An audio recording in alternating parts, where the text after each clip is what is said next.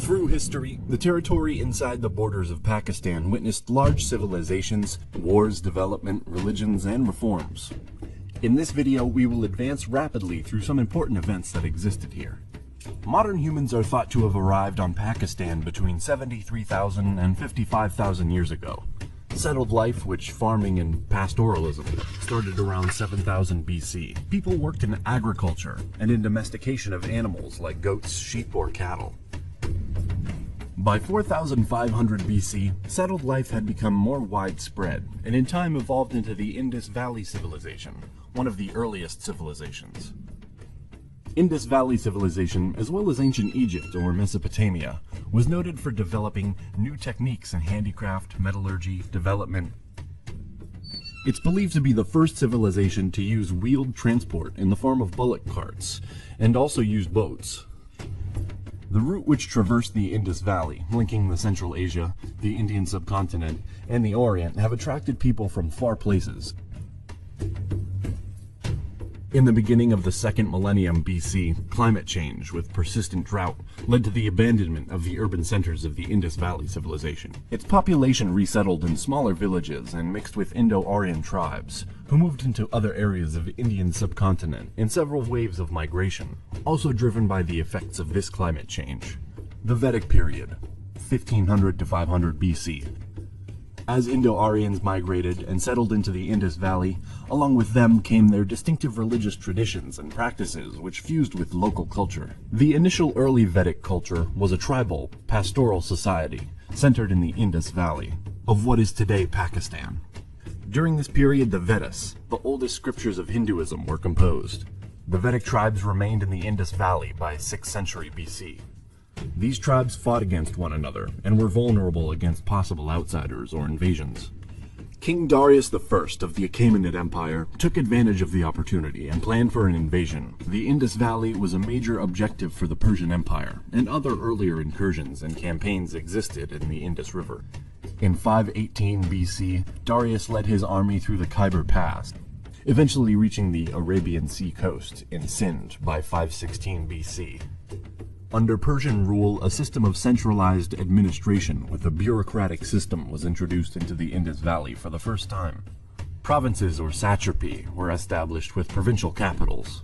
Also, there is no archaeological evidence of Achaemenid control over these regions, as not a single archaeological site that can be positively identified with the Achaemenid Empire has been found anywhere in Pakistan. We know about the easternmost satraps, and the borderlands of the Achaemenid Empire is set in Darius inscriptions and from Greek sources. In 328 BC, Alexander the Great, at that time king of Macedonia, king of Persia, and pharaoh of Egypt, had conquered much of the former satraps in the Achaemenid Empire up to Bactria. When Alexander died in 323 BCE, he left behind an expansive empire stretching from Greece to the Indus River. The empire was put under the authority of Perdiccas, and the territories were divided among Alexander's generals. Due to the internal conflicts of Alexander's generals, Chandragupta and his Brahmin counselor Chanakya saw an opportunity to expand the Mauryan Empire from its Ganges plain heartland in Bihar towards the Indus Valley between 325 BCE to 303 BCE. Mauryan Empire incorporated today's Pakistan and far beyond in today's Afghanistan. It collapsed around 180 BC, and the Shunga Empire started to exist, but not near the Indus Valley. Here in Alexander's campaigns, many Greeks established in this part of the empire, creating communities and influencing the region with their culture. The Indo-Greek kingdom expanded beyond the Hindu Kush. Their territories covered Panjshir and Kapisa in modern Afghanistan and extended to the Punjab region, with many tributaries to the south and east. The Greek and Indian languages, culture, traditions mixed, creating a very interesting period for this land. Sakas migrated from southern Central Asia into Pakistan from the middle of the 2nd century BC to the 1st century BC. They replaced the Indo-Greeks. Indo-Parthian and Kushan empires ruled the lands here in the 1st centuries AD. By the end of the 3rd century, the Sassanid Shah Shapur I had incorporated the Indo-Iranian borderlands into the Sassanid realm. The Gupta Empire was an ancient Indian empire existing approximately from 320 to 600 and covered much of northern South Asia, including some parts of modern Pakistan, having its border with the Sassanid Empire in the Indus Valley across Indus River. This period is very important. Great accomplishments and great cultural developments took place during the reigns of important leaders. As an example, we can give the literary epics such as Mahabharata and Ramayana. This structure collapsed due to internal and external factors, like loss of territories, invasions, and instability. The Indo-Hephthalites were a nomadic confederation in Central Asia during the late Antiquity period. They were defeated by an alliance of Indian rulers. Brahmin dynasty existed in the region of Sindh between 632 and around 724. In this territory, here were many other small states in the next centuries. Another important period of this land is expansion of the Arab caliphates. A large expansion happened in the 7th century. After conquering the Middle East and the Sassanid Empire, Arab forces had reached the Indus Valley. Muhammad bin Qasim conquered most of the Indus region for the Umayyad Empire. During the time of Arab caliphates, a gradual conversion to Islam happened as the new religion spread more and more. Also, Arabic and Persian languages spread and influenced the region. Ghaznavid Empire and then Ghurid Empire ruled for centuries over the Indus Valley and beyond. By doing so, the new culture and religion was embraced by more and more people, becoming dominant in time. The Delhi Empire was a sultanate based in Delhi that stretched over large parts of India, ruling over the largest rivers here and also deep in India's territory. This sultanate was ruled by 5 dynasties: Mamluk, Khalji, Tughlaq, Sayyid, and Lodi.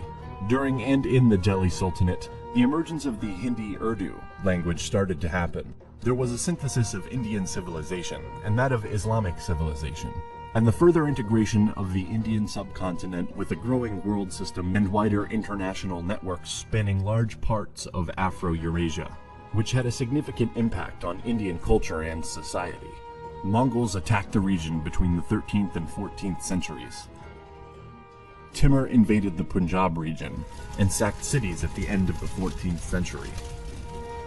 The first Battle of Panipat was fought between the invading forces of Babur and the Lodi kingdom. It took place in North India and marked the beginning of the Mughal Empire and the end of the Delhi Sultanate. This was one of the earliest battles involving gunpowder, firearms, and field artillery in the Indian subcontinent, which were induced by Mughals in this battle. The early modern period started with the Mughal Empire. Mughal rule was briefly interrupted by the Sur Empire. The religion of Sikhism originated during this era in the Punjab province of Pakistan. Mughal rule was the time of economic development, prosperity, and peace for Pakistan, which remained nearly 2 centuries and also the golden age of the region. They're responsible for spreading Urdu and built many masjids, mausoleums, madrasas, sand forts in Pakistan. The period was marked by economic activity, excellence in painting, and magnificent architecture. The Mughal dynasty greatly influenced the art, architecture, culture of today's Pakistan. During the decline of Mughal in the late 18th and early 19th century, the other dynasties invaded and then controlled the region. Over these lands ruled the Durrani Empire, the Marathas, and the Sikh Empire.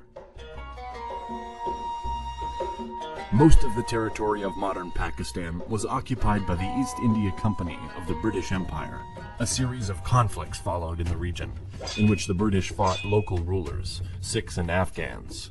Pakistan became part of British rule later than other parts of South Asia, and it stayed this way until the 14th of August, 1947, when Pakistan gained independence. The 2 provinces of British India, Punjab and Bengal, were divided along religious lines. Violence and conflicts existed between the Hindus, Sikhs, and Muslims, and millions migrated to the new borders in some exchanges of population. The dispute over Kashmir escalated into the first war between India and Pakistan. Constitution in 1956 led to Pakistan declaring itself an Islamic Republic, with the adoption of a parliamentary democratic system of government. Another conflict with India will happen that took place between April 1965 and September 1965. Economic grievances and political disenfranchisement in East Pakistan led to violent political tensions, escalating into a civil war. Then another conflict with India. Pakistan was defeated in the war, and this led to the Bangladesh independence. Between 1971 to 1977, Zulfikar Ali Bhutto creates an Islamic socialist system. In 1977, after a coup, Zulfikar Ali Bhutto is executed. The Islamic law is imposed. Political crises, new elections, and instabilities existed until this day. Also, an important fact of the period of modern Pakistan is their population boom. If in this region lived 35 million when they achieved independence, by 1990 here lived around 100 million, and today more than 200 million people.